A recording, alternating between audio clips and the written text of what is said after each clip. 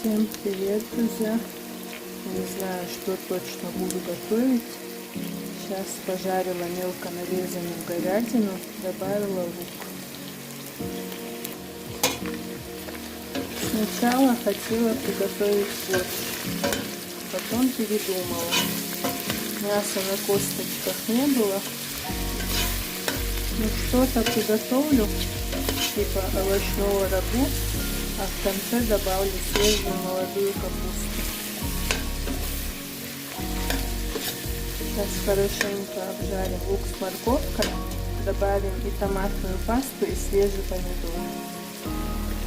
С томатом уже обжарено, сейчас добавляю помидоры. У меня один большой помидор был, можно 2-3 средних. И скоро сюда же пойдет картошка.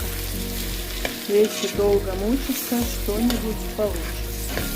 Но это мы сделаем по-быстрому. Мучиться не будем. Картошку я нарезала мелко. Сейчас все посолю, поперчу и залью кипятком. Уже такой аромат стоит на всю кухню.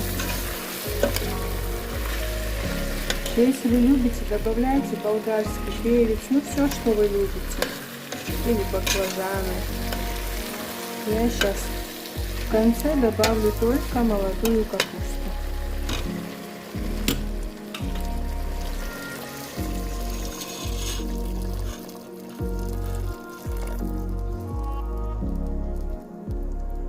Здесь у нас молодая капуста. Половинку, наверное, нарежу и попозже закину. Тут все у нас кипит на среднем огне. Минут 20 оставлю, чтобы мясо мягкое было и картошка. Капусту я нарезала довольно крупно. Это оставлю на потом.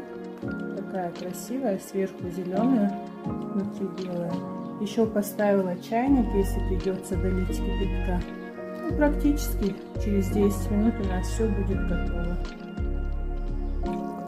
У нас будет и не соус, и не рагу, и не борщ, а что-то очень среднее между этим, но главное очень вкусное. Всем приятного аппетита!